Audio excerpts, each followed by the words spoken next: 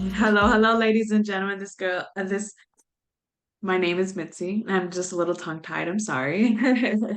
But on today's episode, we are thinking about monsters in our head, and that's something that we really need to think about and start sharing with other people because we all are victims of having monsters in our heads. Let's be honest, it's inevitable. So, luckily for me, I have a special guest on my show, Sheridan. Thank you so much for coming on and sharing this great topic. How are you doing today? Oh, it's been a great day so far. It's cold, it's drizzly, it's rainy, it's dark and dreary. So me and my boys went to go watch my wife be in a parade because that's what you do. Well, That's right, what you gotta support them no matter what type of weather it is, right? You gotta be that's right. there. Awesome. And we can sat in the house and pouted and moaned and whined, or we can go out into the weather and cheer mom on in her parade and just Embrace it, right? right. It's the same thing with the monsters in our head. Like, yeah, mine. It's funny too. Like when we talk about the monsters in our heads, we don't put them there. You know, Yeah. like we're not born and or we turn like 7 and go, huh? How can I mess up my brain? Oh, I know. Right? You know, like Yeah. like these things they get put in there, right? Like it's shame, right? I struggle with shame for a long time. Shame of existing, right? Yeah. Because uh, you know, I didn't pick up shame. I didn't say I want to be ashamed of myself. Shame gets Yeah. put on us like a backpack, and then just gets Yes. more weight gets put like some like, walking behind you, putting rocks in your backpack until eventually, you just we can't carry that, right? The same thing Exactly. with all of it, right? It's nothing we never asked for it, but we No. end up we get this um I'm indigenous. I'm part Native American, is what they call it in south of the parallel there, and we call that having a rider. Okay. A dark spirit's riding you, right? Riding you. Um, well, I didn't ask. I didn't ask this person, this whatever this was, to join me. I didn't say, hey, you know what? I want my life to suck. So can you hop in here and mess with my brain? That'd be great. Thanks. Appreciate it. Right? Exactly. And No, that's the it's thing that a lot of people really need to acknowledge. Like, you didn't invite this into your life. Like, this has just happened because it's kind of like how you said when you sent me the little snippets when you came on when you requested to be on my show. Is like one thing that really stood out to me was like the monsters in the world and and then the monsters in your head. And that's why I wanted to choose the title as Monsters in Your Head because you interact with monsters in the world first before you even acknowledge that now you have monsters in your head because you see them in front of you and now they become haunting you in your mind. And that's how I interpret it. But how do you interpret it when you said it? Because obviously everyone's perception is different. So I love to hear yours on that matter. yeah, well, let's talk about how the monsters I picked up as a kid, that were given to me, um, how I dealt with them incorrectly because it's how I was taught to deal with them, and then how I learned to deal with them in a healthier manner that's been proving very effective. So yeah, I joined the Canadian Army many years ago and did some stuff and saw some things. None of that was monstrous. Some of it was hard, some of it sucked, some of it was awesome, right? Like all things in life, you know. Yeah. Um, then I became a prison guard. But by the time I started becoming a prison guard, I was already losing my battle with the monsters in my head. I didn't know I was fighting. I didn't realize that the voice in my head that told me that I was, I was unworthy, that I was undeserving, that I was less than, I was not as good as, I wasn't, right? That voice, that lying voice, I didn't realize that monster, that demon was lying. I didn't realize that I was losing the fight. Yeah. Like we don't we have this idea in our culture, our society, that if you're struggling, there's something wrong with you. No, no. Like, I don't know if I can swear on this Go podcast. ahead. I'm telling you, there's Okay, nothing taboo you can okay, say. Anything all you can right. say, say it Anybody fucking naturally. listening right fucking now, you listen to me right now. You hear me right now. If you are struggling, motherfucker, that's good. You're winning. Your demons cannot beat you. It is not possible for a demon to beat you. The monster in your head cannot defeat you. It can only convince you to surrender. Yes. It, it's only when you stop fighting that they win. Yeah. You're absolutely right. I love the way that you put it.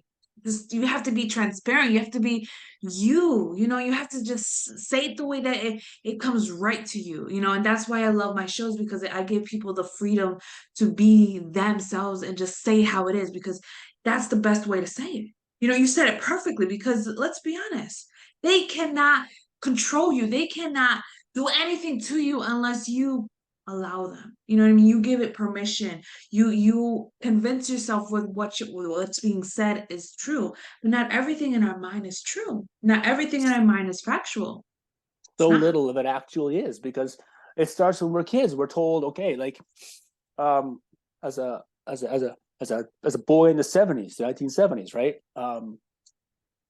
I was allowed to experience one emotion, anger, right? If I expressed sadness, if I expressed loneliness, if I expressed fear, if I allowed any of these natural body responses to come out, um, I would be made to feel as though I was wrong.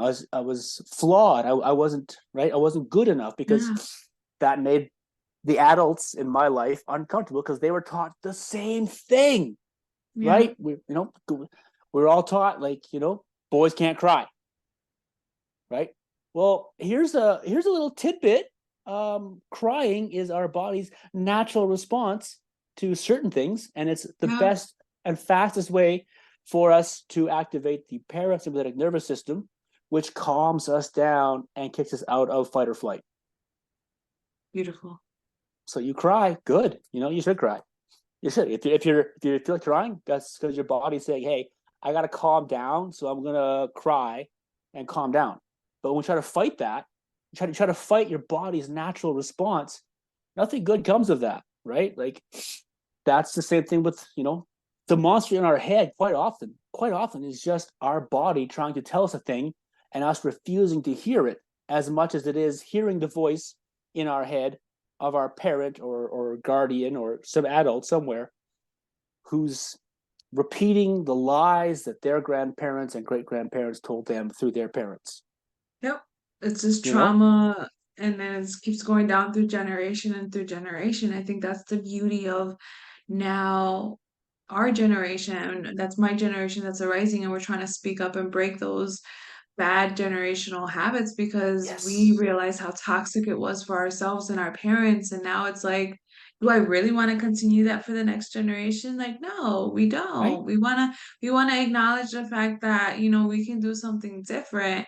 And like these voices that we hear, we all hear them. We all just don't want to admit it and talk to other people about it because the first thing they're going to label you is crazy and schizophrenic, and that's a taboo. And to seek mental health help is a taboo because you're always afraid that they're going to throw you in a mental ward, and mental wards has a big stigma in its own self already. So it's a bad situation to be in. But for you, when Right. did you realize that your mental health was as important as your physical health? When I was going to kill myself. I was Yeah. going to kill myself in 2016. So yeah, I did several years in the army. I'm indigenous. You're just pouring slew into a sewer, right? Like, you're not getting a drink of water out of that shit, right? That's not good stuff happening, right? I did it for years and years and years, pushing down emotions, right? Not allowing responses to come out, right? Not allowing myself to be scared. Well, everything we do, every decision you make is based on fear, because it also goes through your amygdala to scan for threats. Every Yeah. every decision you ever made in your life, no human in the history of humanity has ever made a logical decision, because every choice we make is first based on either the presence or absence of fear. Because Yeah. everything we perceive through all our senses goes through our limbic system first, where the amygdala scans it for threats and goes, nope, nope, nope, nope, nope, nope, right? So Yeah. as long as it's going nope, nope, nope, nope, nope, then whatever that just gets passed up to the rest of the brain, right, where we can actually think, right, Yeah. prefrontal cortex and all that sort of thing. But first, before you anything else, your amygdala has to say, yeah, okay, yeah, okay, yeah, okay, right? If at any point it recognizes what it thinks is a threat, whether it's real or not, Yeah. humans are the only species that react to a psychological threat. Like if you were to start calling me names, for instance, right, and my very fragile male ego were to be, right, I'm going to react as though I'm threatened. I'm going to Yes. react with the same response to you, a very, very pretty girl calling me names, as I would to a bear trying to eat me right now. The same fear response would happen, Yeah. even though you calling me names so many miles away means like there's no threat there, right? Yeah. But my brain would react the same way. So I push that down and push that down. I push the fear down, and then, well, it has to come out. So then Yeah. that just feeds that voice. You're not good. You're not good. You're not good. You're not good. You're not good. You're not good enough, Yeah. right? So in 2016, um, my first my first wife, we were married for 20 years, and she was chronically depressed as well. I didn't know that. I didn't know I was either. Wow. Yeah. That's hard. Right? I It's just mean, like we didn't talk about something like that in our yeah, because that was generation. Right? normal. That was normal back then. Right? So yeah, 2014, she died. She'd starved herself to death. It took her 2 years. So the two of us were going steadily crazier and crazier.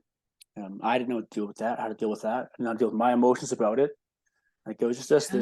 just this gigantic, horrible mess. These two people so desperately seeking connection with each other and unable to just stop fighting each other and fighting ourselves long enough to just connect, right? Yeah. So 2 years later, um, my now wife, new current wonderful wife, had given birth to my first child. We had a son. He was about 6 months old, and I wasn't able to. I completely fallen apart. I completely exploded. I was totally disregulated. I didn't have emotional responses. I was just at emotion, just just rage, which hides fear. I was Yeah. just a scared little boy who didn't know how to put his man pants back on, and Yeah. I had a child, and I didn't know how to love unconditionally or be allow anything to love me unconditionally. Hmm.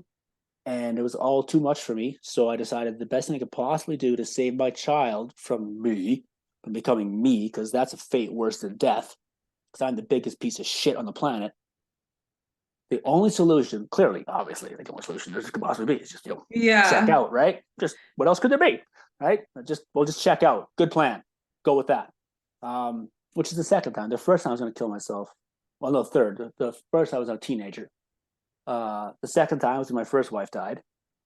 I went with Plan B. Um, Not deliberately. I had no choice. I couldn't find a home for our dogs. So until I could find a home for all three dogs, right home for all three dogs, I couldn't kill myself. And it happened. And then my current wife, exploded into my life and took over my life, and that saved my life for a while. And then she gave me a son, and so I decided, okay, I have to kill myself to save him from me. Yeah. And right, that's the monsters in my head, right? It made total sense. It made total. The monster had almost beaten me. I'd almost stopped fighting. I'd almost given up. Right, I'm gonna do it. I'm gonna do it. Like I'm right there, but I wasn't done fighting because I still recognized I was being lied to. So I put implement of death down. I picked up my phone and I called a therapist whom I'd been very, very mean to a week before. And she said, okay, let's work on this. So I decided instead of surrendering, letting the monster kill me, and I'd fight that fucker. Oh, I love it. You to be honest, you remind me of my stepdad because he has like the same type of personality, kind of talks like you, so it's kind of funny um when you're talking because sometimes it reminds me of my stepdad because his story's a little similar. Like but instead of being native, he lived on the reservation for a really long time, so he picked up on their habits and their traits and it's kind of like that. His monsters in his head is just a little differently than what other people's are, and the way that you handle them, the way you speak about them, is the way that he does too. And it makes me realize that it truly these demons, these monsters, these no matter what you want to call it, you know what I mean. At the end of the day, these voices that are in your mind that are making you choose the wrong decisions does like how you said, it sounds very convincing. It sounds very plausible. Like, oh yeah, that makes perfect sense. What's the point of living? You're right. I'm worthless. Nobody cares about me anyways. Nobody needs me. Nobody checks up on me. I'm just a waste of body. I'm a waste of breathing air. I'm just taking up space, I'm paying bills for what? Like life is pointless. And at the end of the day, you can agree with it when your mind is in that mindset. You know what I Mm-hmm. mean? It Mm-hmm. makes sense. So to say for you to hear you say, "Oh, it took me 3 times. Each time was a different milestone in your life." It makes sense because that's how it was for me. It was a different milestone each time in my life. And those dark days, those dark days, hearing those monsters in my head, it truly just made sense. But at the same time, it was just so overbearing to hold. You know what I mean? To hold all Yeah. this weight, like, Right. and it's unrealistic to hold all this weight. And I just had to tell myself, like, no, I shouldn't have to be living like this. Right. It's so stressful. It's so stressful to live in your own mind and not reach out to anybody else, because once you get to that point, you don't reach out to anybody. You don't tell anybody what's going in your mind. You don't. I mean, to hear you say that you called a therapist and you're like, I need help. I mean, to be honest, that's surprising. That is surprising because not a lot of people would even go to that point. Usually they'll try to like go take a walk and all of a sudden they hear somebody say something about God or say something about like some testimony and then they change. And sometimes it doesn't work like that. Sometimes, religion doesn't help you. Sometimes like music doesn't help you. Sometimes you have to help yourself, That's you 100%. And know. here's the thing, right? Like, yeah, to talk about the isolation thing. That is the first thing mental illness does. It's the first thing our demons try to do, because the cure to depression, to anxiety, to PTSD, to alcoholism, like the cures to all the shit that I've gone through has always been connection, positive social response from somebody else. Because I need you as a human being. We are a mammalian group species, like Yeah. horses, like wolves, like when you Community. hold someone's hand, Yes. right? When you hold someone's hand, your brain releases oxytocin, right? Serotonin, feel good hormones, because we are literally wired for connection, right? If we could reach through this screen and hold hands for like 8 seconds, our bodies would go, "Hey, this is awesome," and reward Yeah. us with that connection, right? So Mhm. the first thing an illness tries to do, a demon tries to do, is make you pull away, right? You Yeah. leave, right? You push everyone away from you, but he's telling you they're leaving you because you don't deserve them. Yep. You don't Hmm. deserve love. Pushing them away, walling up. I'm good, I'm fine, leave me alone, right? Like, whatever, push them away, but they're leaving you because you don't deserve them. Yeah. Got you. Well, fuck you, motherfucker. No. Yeah. I mean, it's kind of crazy when you hear that voice because for me, I always hear it when I'm driving. It's like, oh, Mm, crash, go off the right? bridge. You know what I mean? Like Yeah. I thought, and There's a for the pole. longest time, I thought I was the only one that heard that. Like I was like, oh, like you know what I mean? But then I heard other people say it, and then I heard a pastor say it, and then I heard somebody else say it, and I was like, if it can affect a pastor, it can affect the CEO, it can affect a police officer, if it can affect anybody, then I'm not the only one that's going through this. And That's I think right. this is the beauty of a community and the beauty of just communicating and talking to people. And I guess it leads up to my next question is like, what made you actually share your story and let people know? Because Well, you could have so kept it to yourself and just been first, happy all along. yeah. Well, first I had to like reach out. If like you talked about the monsters that I walked amongst, right in the prisons that I worked in. Um, Mhm. Not all the inmates were the monsters. Quite often, a lot of them were just deeply damaged from monsters, and a lot of the guards, most of them, just as damaged in almost exactly the same ways. Yeah. And in fact, quite often the guards are more victim than the inmates because but it's just this twisted, sick dimension. Our society tries to punish mental illness out of the mentally ill. Doesn't work. Try to punish addiction out of the addicts. Doesn't work. Try to Yeah. punish ethnicity out of an ethnic person. You know what? It doesn't matter what you do. This person's always going to be who they are. That's just what they were born. And stop it, Yeah. right? But Yeah. so you have. I was walking, right, getting ready to go. Right, I'm back in hell. I'm at work. I'm in hell, and I was working a special unit that works programs, and it's to help uh, addiction recovery, and it teaches not just like AA and SMART and psychology and addiction recovery, but also teaches like life skills. Teaches these men how to read a clock, how to do basic math, how to cook a meal, right? Things they never learned, right? And I'm watching these guys, right? These, the losers of society, right? All these scum. That's how my brain worked when I first joined, right? Yeah. And I'm like, wait a second. When I beat alcohol, I had all the support in the world. Half my family's in AA. I had the army backing me up. I had all the support in the world. And these guys have the world stacked against them and they're trying. They're not quitting. They're not quitting. So Yeah. these guys with nothing and the world stacked against them aren't quitting. Motherfucker, you can't quit either. You can't check out. Yeah. You're a dad. Yeah. You're a dad. So if you're not happy with the dad you are, work, bitch. For real, like change it. Someone told me the other day, if you're not changing, you're choosing your life. If you're not changing your life, you're choosing your life. Right? Like it doesn't matter And what you do. If you give up control, if you let the demons, the monsters, or society or anybody else have control over your life, you will be miserable. yeah, point blank period. Let's be honest.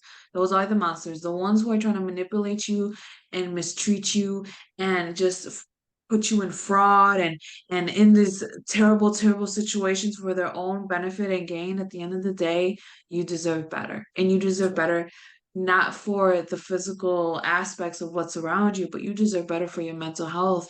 Because at the end of the day, I don't want to see anybody go through that point where they're facing that cliff of suicide and death, because let's be honest, because once you're at that point, it's literally like a cliff. You're just right there, just Mm-hmm. Right? it's easy, I could jump. It's right there. Whatever you choose to do that self-harm, it's not necessary, you know what I No, mean? like that's the thing. Like if we could just get one thing across to everybody that's suffering and struggling and so terribly alone in this world, one thing, just like, hey, you're not alone. I mean, and you Yes. you got to fight the demons, like the monsters. We got to fight them with compassion and fact. Compassion. We got to be kind to ourselves and to each other.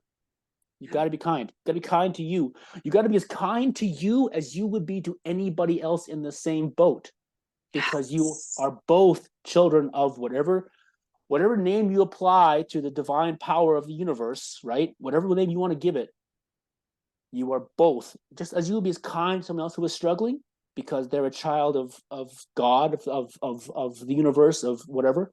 So are you, Yeah. and you are responsible for everyone in your life, and that includes you. Yes, yes. I right? love that. I love how you said that because it's true. I heard that somewhere on the radio where somebody said that we are more kind to other people than we are to ourselves. And Right? that made me think about it for a second. I was like, yeah, you're right. I am nice. I am compassionate compared to other people. Like I give people the benefit of the doubt, and I don't stress. You know, it's nothing. No spill milk bothers me. But if it's me, it's a problem. You know what I mean? If Right? I don't meet up my own standards, it's a problem. Like I pound myself like, goodness, Mitzi, how dare you? And it's ridiculous because it's not fair. It's not fair. So I love the fact that you said that, and you gave people an understanding, like, you know, compassion, you know, is something that really, really, really goes a long way. And facts. Because come on, you can't use those facts. Use those facts because I swear the devil will only throw thoughts and opinions, but in reality, you have facts, the Bible, whatever you use for your proof, use it as your weapon of choice to fight your own self because sometimes we're in a battle within ourselves and it's crazy. It's absolutely crazy. And I know the time's catching up to us, but I want to see if you can just give us one last great advice because you already gave us some really good tips and I love your perspective and how open and transparent you've been this whole entire time. But what can be some lasting words that you can give my audience so that they can really think about Okay. this differently? Okay. So to answer the one question there, how why I told my story, because people need to hear it. Because if I can come forward as the big tough, look at my tough guy tattoos, look how scary I am. If I can come forward and say I struggle, then anybody can, right? Uh, one piece of advice, the quote, it's the facts. It's I was going to kill myself because I was the worst father in the world. Period. Full stop. I was going to ruin my kid. So my brain, while I was standing there looking at these men in prison struggling and winning their fights because they were fighting, right? So I asked myself, "Hey, you really the worst dad in the world?" Yes, I am. Oh, okay. Well, let me ask you this: have you ever raped your child? Well, no. Then you're not the worst father in the world. Period. Have you ever Right. beaten your child? He's 6 months old. Of course not. Well, then you're not the worst father in the world because there are men who beat infants, Yeah. right? And then just go through the checklist, right? Yeah. Go through the checklist. Are you doing these things? No. Well, then, here's the thing, people. My brain, I argue with my brain, and it asked me this question: did you not read 7 books on parenting back to back because you don't know how to be a parent? Yes, I did. So does that not mean you want to try to be a good dad? Yes, it does. Then you're a good dad, motherfucker, because people who are bad don't care that they're bad. Yeah. People who That's want to be good are good because they want to be good. It's that simple. So everybody listening, why should you reach out and get help? Why should you connect? Why should you do the work you got to do to get better? Because you're fucking worth it. Why are you worth it? Because you're trying to be a good person.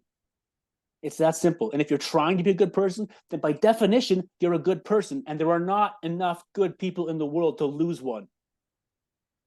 So work. love that. I love that so much. Thank you. That's beautiful.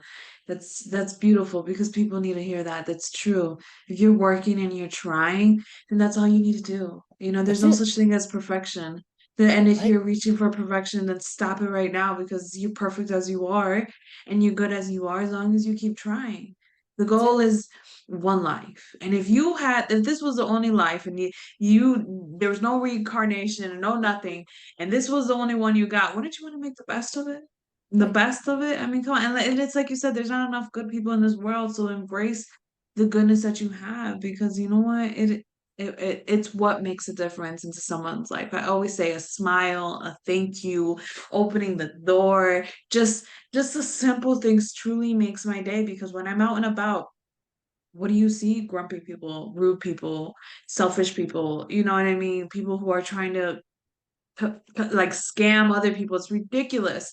But when you see that someone who's sincere and helps an old person or gives somebody the benefit of the doubt, I mean that right there, that's when you realize like, you know what, goodness is still in the world and that's what we need to embrace. So thank you so much for coming on my show, Sheridan. You brought such a great perspective, such a great way of thinking about this in a different perspective, because if somebody in your shoes was able to overcome this disease of, just the mind just eating us up inside, then anybody else can do it too. That's right. And I appreciate that. And if anybody wants to know more about Sheridan, please reach out, and you will not be disappointed, y'all. Alrighty, y'all. Always keep thinking. Bye.